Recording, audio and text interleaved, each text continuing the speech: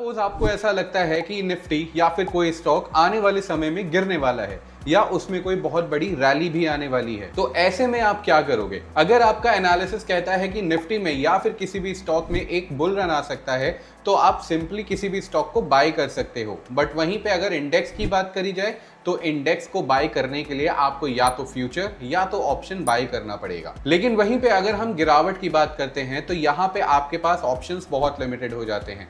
यहाँ पे आप स्टॉक्स को शॉर्ट नहीं कर सकते, और अगर आप शॉर्ट करते भी हो तो सिर्फ एक दिन के लिए कर सकते हो, उससे ज्यादा बड़े होराइजन पे आप शॉर्टिंग नहीं कर सकते। फिर दूसरा ऑप्शन आपके पास क्या बचा? आपको फ्यूचर शॉर्ट करना पड़ेगा, या फिर आप ऑप्शंस में पुट बाय कर सकते हो या फिर कॉल को शॉर्ट कर सकते हो। ऑप्शंस को थोड़ी देर के लिए साइड में रखते हैं तो आपके पास बचेगा सिर्फ एक तरीका गिरावट में पैसे कमाने का, वो है फ्यूचर्स। यस, इस वीडियो में हम बात करने वाले हैं फ्यूचर्स के बारे में। डेरिवेटिव्स क्या होते हैं, उनको क्यों लाया गया था और उनको किस लिए यूज किया जाता है, ये हम पहले वीडियो में समझ चुके हैं। अगर आपने वो वीडियो नहीं देखा है तो नीचे आपको लिंक मिल जाएगा, आप वो वीडियो जरूर देखिए। उसके बाद आइएगा इस वीडियो के ऊपर, यहाँ पे हम बात करेंगे फ्यूचर्स के बारे में। फ्यूचर्स क्या होते हैं, दिखते कैसे हैं, उनको ट्रेड कैसे किया जाता है, वो सब कुछ। So without any further to do सीधे चलते हैं अपने वीडियो के ऊपर। तो चलिए सबसे पहले समझते हैं कि फ्यूचर्स दिखता कैसे है। तो सपोज हम यहाँ पे आते हैं, वॉच लिस्ट में हम टाइप करते हैं रिलायंस, राइट? हमने यहाँ पे मेंशन किया रिलायंस। अब आप देख रहे हो आपके सामने यहाँ पे कुछ ऑप्शंस आ गए रिलायंस के ऊपर। जैसे आप यहाँ पे देख रहे हो रिलायंस, इसके सामने लिखा है एनएससी, फिर लिखा है रिलायंस, ये है बीएससी। ये वो रिलायंस के स्टॉक्स हैं जो एक्सचेंज में ट्रेड हो रहे हैं, ठीक है? इसको आप सेग्रीगेशन के हिसाब से भी देख सकते हो। देख रहे हो यहाँ पे आप इक्विटी में रिलायंस, एनएससी और बीएससी दोनों के पास आ गया। बट वहीं पे अगर हम फ्यूचर्स में चले जाते हैं तो यहाँ पे आप क्या देख रहे हो? रिलायंस FUT 28 अक्टूबर 2025, और यहाँ पे आप नीचे देख रहे हो, फिर आपको 25 नवंबर 2025 दिख जाएगा, 30 दिसंबर 2025 भी यहाँ पे आपको दिख जाएगा।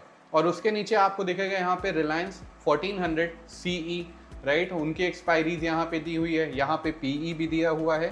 ये हमारे हो जाते हैं ऑप्शंस, ठीक है? मतलब हमको यहाँ पे क्या समझ में आया कि अगर हमें डिस्टिंग्विश करना है कि एक इक्विटी या फिर अंडरलाइंग और फ्यूचर्स के बीच में डिफरेंस कैसे दिखता है। इक्विटी में हमें कुछ नहीं दिखेगा, सिर्फ नाम दिखेगा और उसके सामने दिखेगा एक्सचेंज जहाँ पे वो ट्रेड हो रहा है, जैसे यहाँ पे रिलायंस, एनएससी और बीएससी। और एफएनओ पे आपको क्या दिखता है? फ्यूचर्स आपको कैसे दिखते हैं? रिलायंस फ्यूचर उसकी एक्सपायरी डेट के साथ। बट क्या सारे स्टॉक्स के फ्यूचर्स और ऑप्शंस होते हैं?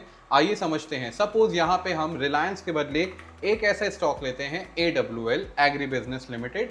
तो यहाँ पे आप क्या देख रहे हो? आपके पास इक्विटी में तो AWL दिखाई दे रहा है, ये AWL है स्क्रिप्ट, ठीक है? ये स्क्रिप्ट आपको दिख रही है। यहाँ आपको दिख रहा है NSC और नीचे आपको दिख रहा है BSC की। ये स्टॉक NSC और BSC दोनों में ट्रेड होता है। लेकिन अगर आप फ्यूचर एंड ऑप्शन में देखो तो यहाँ पे आपको कोई स्टॉक नजर नहीं आ रहा। दैट मीन्स कि आपका AWL FNO स्टॉक नहीं है। इन द करेंट मार्केट अभी सिर्फ 208 स्टॉक्स ऐसे हैं जिनके फ्यूचर एंड ऑप्शंस ट्रेड होते हैं, और इन 208 स्टॉक्स के अलावा आप इंडेक्स जैसे निफ्टी, बैंक निफ्टी, इनमें भी फ्यूचर्स ट्रेड कर सकते हो, और या फिर आप फॉरेक्स में या क्रिप्टो में भी फ्यूचर्स ट्रेड कर सकते हो। इस सीरीज में स्पेसिफिकली हम सिर्फ इंडियन मार्केट के ऊपर ही फोकस करने वाले हैं। इसके अलावा फ्यूचर्स के बारे में एक छोटा सा डिस्कशन और समझ लेते हैं। यहाँ पे आप क्या देख रहे हो कि रिलायंस फ्यूचर आपके सामने दिख रहा है, लेकिन सिर्फ 3 महीने का, मतलब अक्टूबर, नवंबर और दिसंबर। दैट मीन्स कि हम करंट डेट से 3 महीने आगे तक के फ्यूचर्स को ट्रेड कर सकते हैं। और अगर हम प्राइसिंग की बात करते हैं तो रिलायंस का फ्यूचर जो अक्टूबर एक्सपायरी का है वो 1370 रुपए का ट्रेड कर रहा है। अगर हम नवंबर की बात करते हैं तो वो 1378 पे ट्रेड कर रहा है, और अगर हम दिसंबर की बात करते हैं तो 1386 का ट्रेड कर रहा है। वहीं पे अगर आप इक्विटी की बात करते हो तो रिलायंस की इक्विटी ट्रेड कर रही है 1367.4 की। दैट मीन्स कि फ्यूचर का प्राइस जैसे जैसे टाइम आगे जा रहा है, जैसे जैसे एक्सपायरी दूर है, वैसे वैसे हाई है। इफ यू रिमेंबर, हमने आर्बिट्राज के बारे में एक छोटा सा डिस्कशन किया था कि लोग एफएनओ को ट्रेड करते हैं आर्बिट्राज का एडवांटेज लेने के लिए। आप यहाँ पे क्या कर सकते हो? आप इक्विटी में रिलायंस बाय कर सकते हो, ठीक है? आपने इक्विटी में रिलायंस बाय कर दिया और फ्यूचर का जाके आपने रिलायंस शॉर्ट कर दिया, तो ये जो आपके पास आर्बिट्राज वैल्यू है वो आपका नेट प्रॉफिट होगा। बट अभी टेक्निकलिटीज में नहीं जाएंगे, थोड़ा सा और समझ लेते हैं। देखिए, इक्विटी के अगर हम मार्जिन की बात करते हैं तो रिलायंस अगर मुझे बाय करना है, अगर मुझे रिलायंस बाय करना है तो मैं क्या करूंगा, अगर यहाँ पे सिंगल क्वांटिटी डालता हूं तो रिलायंस का एक स्टॉक बाय करने के लिए मुझे 1367 रुपीज देने होंगे।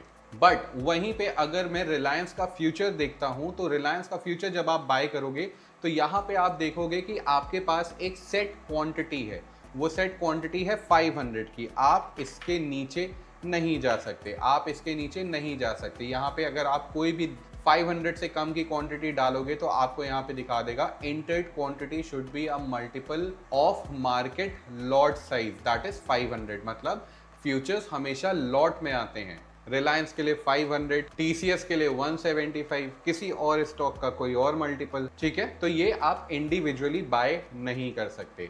बट यहीं पे एक फैक्ट आता है, वो है लिवरेज का। अगर मैं रिलायंस के 500 स्टॉक अगर अभी बाय करना चाहता हूँ, ठीक है, यहाँ पे अगर मैंने 500 क्वांटिटी डाल दी तो मुझे पैसा देना पड़ेगा अराउंड 6,80,000। कितना हुआ? 1367 मल्टीप्लाइड बाई 500, मुझे पे करना पड़ेगा 6,84,000।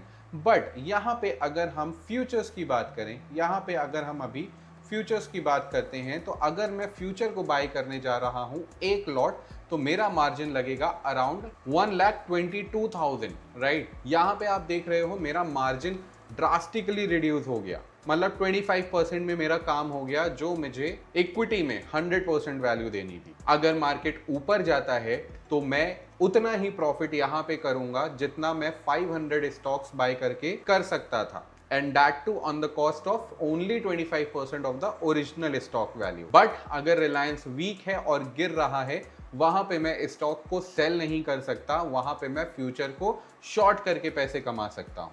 अब आइए थोड़ी सी थ्योरी के बारे में भी बात कर लेते हैं। प्रैक्टिकली हमने चीजों को देख लिया। What are futures?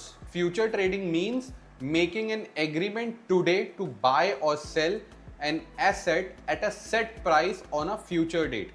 It's mainly used to manage risk or speculate on the price movement। Futures trading का मतलब होता है कि कोई एग्रीमेंट करना, आज आप कोई एसेट जैसे गोल्ड, ऑयल, स्टॉक या फिर इंडेक्स फ्यूचर की डेट पे एक फिक्स्ड प्राइस पे बाय या सेल करोगे। ये ट्रेडर्स और इन्वेस्टर्स दोनों के लिए हेल्पफुल होता है। इन्वेस्टर्स के लिए ये रिस्क मिटिगेट करने के लिए हेल्प में आता है, जिसे हम हेजिंग में समझेंगे, और ट्रेडर्स के लिए स्पेक्युलेटिव मार्केट के मूवमेंट में हेल्प करता है वो पॉइंट्स गैदर करने के लिए। अगर प्राइस ऊपर गया तो फ्यूचर बाय करके पैसे मिलेंगे, अगर प्राइस नीचे गया तो फ्यूचर सेल करके पैसे मिलेंगे, ठीक है। Helps the trader and investors to lock the prices. आने वाले टाइम में फ्यूचर के प्राइसेस हम लॉक कर देते हैं of the underlying financial instrument, protecting them from the sudden price changes, ठीक है। All future contracts are standardised in terms of quantity and quality and are traded on official exchanges. जो भी हमारे futures के prices हैं वो exchange पे trade होते हैं। और स्टैंडर्डाइज का मतलब क्या है? हमारे फ्यूचर की डेट ऑफ एक्सपायरी और लॉट साइज ये पहले से ही फिक्स्ड होता है, ठीक है। Traders can take position based on where they expect prices to move. If their prediction is right, they can make profit। These contracts are legally binded, making them an important tool for risk management, ठीक है। ये क्योंकि ये exchange monitor कर रहा है तो ये सारे कॉन्ट्रैक्ट्स लीगल हैं, आपको कमिटमेंट का बेनिफिट भी मिलेगा। एक बार जल्दी से इस पेज को फिर से रीड कर लेते हैं। फ्यूचर्स ट्रेडिंग का मतलब क्या होता है? एक एग्रीमेंट जो हम आज की डेट में करते हैं, आज के सेट प्राइस के ऊपर, ठीक है। 30 अक्टूबर का फ्यूचर अगर आप आज के प्राइस पे खरीद रहे हो तो 30 तारीख की एक्सपायरी के टाइम पे उसका जो भी प्राइस होगा, अगर ज्यादा तो आपका प्रॉफिट होगा, अगर कम तो वो आपका लॉस होगा, ठीक है। इसको मेनली दो चीजों के लिए यूज किया जाता है।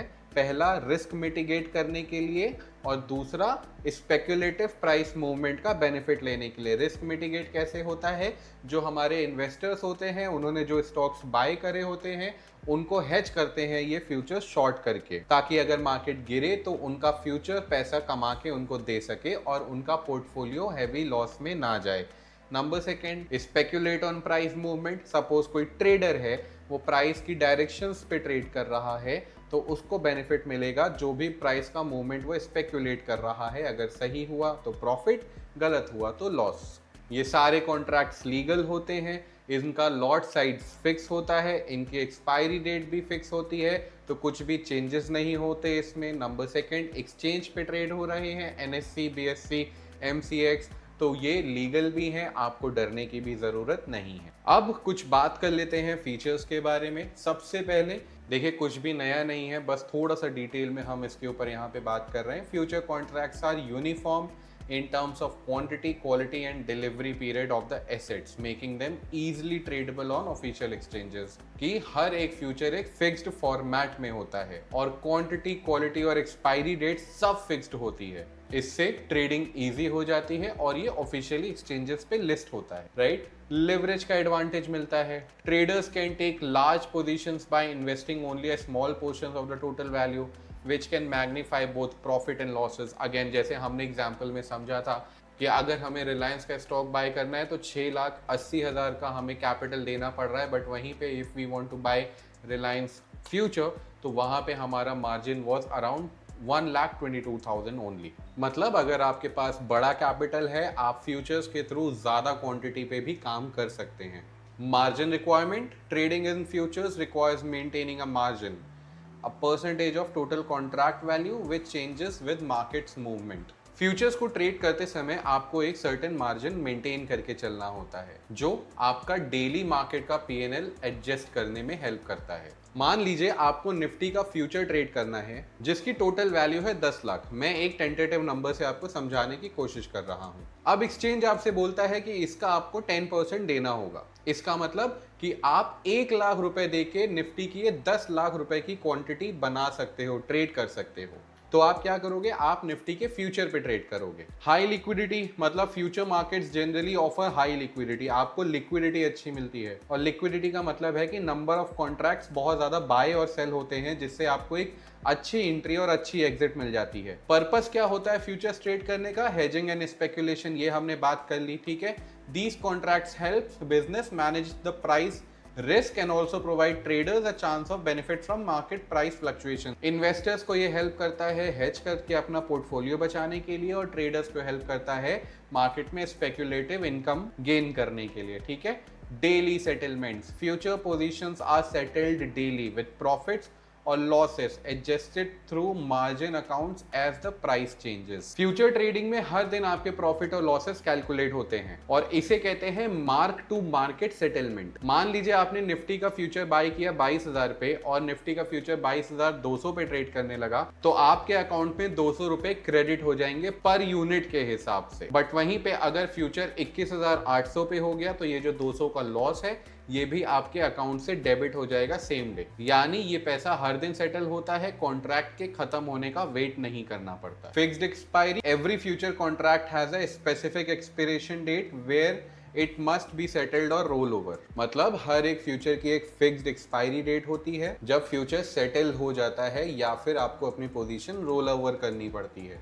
और रोल ओवर से मेरा क्या मतलब है, सपोज आपने एक टारगेट सेट किया, वो टारगेट अगर नहीं आया इस महीने तो आप अगले महीने अपनी पोजीशंस को लेके जाओगे, तो करंट मंथ की पोजीशन आप क्लोज करोगे और अगले महीने की पोजीशंस आप बाय करोगे। देखिए फ्यूचर को बहुत ही सिंपल तरीके से बताने की कोशिश करी है, बट अगर थोड़ी सी भी डिफिकल्टी हो रही है आप नीचे कमेंट डाउन कर सकते हो, I will revert to your queries. और इसके अलावा अगले वीडियो में हम डिस्कस करने जा रहे हैं फ्यूचर्स को ट्रेड करने के लिए एक स्ट्रैटेजी। तो अगर मेरे समझाने का तरीका आपको अच्छा लगा तो प्लीज इस वीडियो को लाइक करिएगा, अपने फेलो ट्रेडर्स के साथ शेयर करिएगा और स्टॉक्स कार्ड के इस चैनल को जरूर सब्सक्राइब करिएगा।